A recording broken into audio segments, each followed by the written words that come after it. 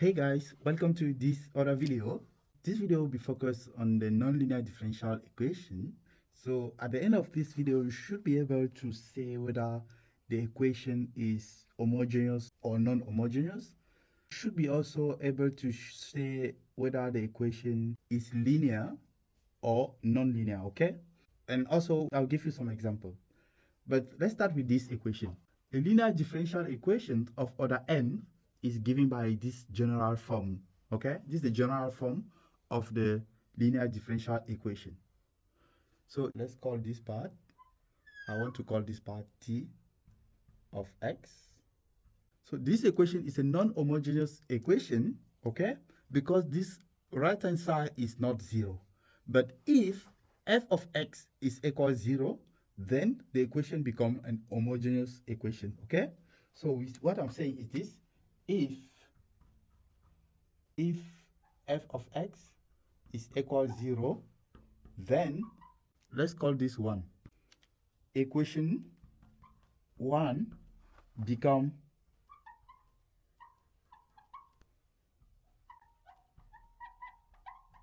homogeneous. So initially, equation 1, we say here that equation 1 is non-homogeneous. All right, what if the homogeneous equation, if f of x is equal 0, as we say here, equation 1 becomes an homogeneous equation. And in that case, we only have t of x is equal 0. So t of x is given by this portion, okay? That is the homogeneous equation associated to equation 1 here. This is very important. The set of all solutions to the linear homogeneous differential equation form a subspace of vector space of all functions, okay? So we will see this. If I call this equation 2, and I say if we give y1 and y2 solutions,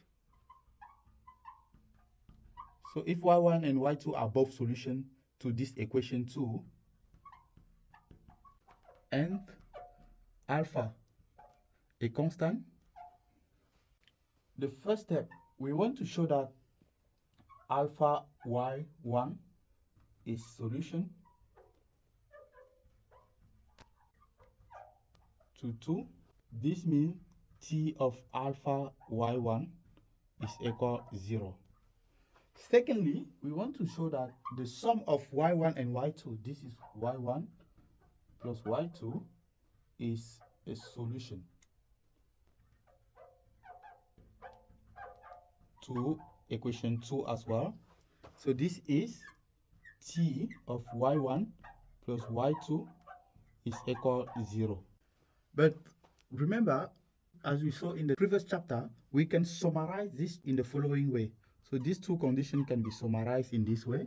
So we just have to show that for alpha and beta constant, then t of alpha y1 plus beta y2 is equal 0, okay?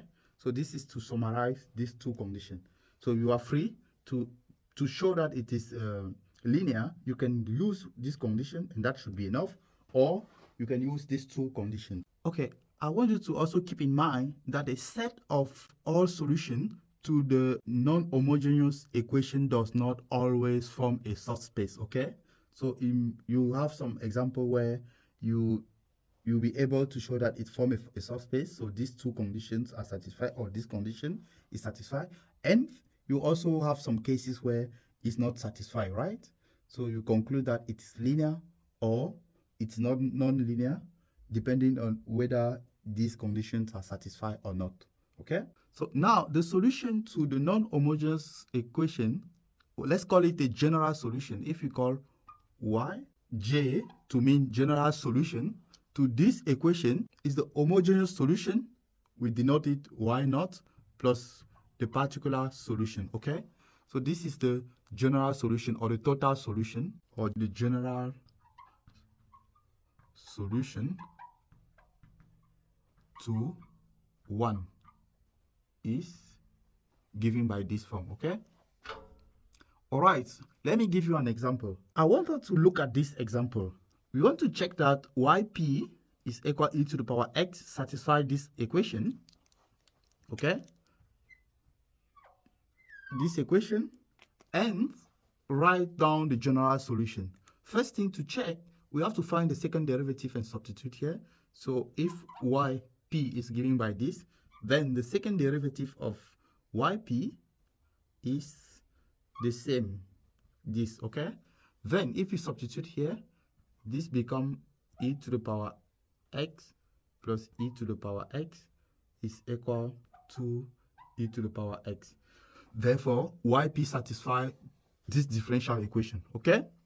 Secondly, we have the particular solution. I want us now to find the solution to the homogeneous equation. The homogeneous equation here is y, second derivative, plus y is equal 0, okay?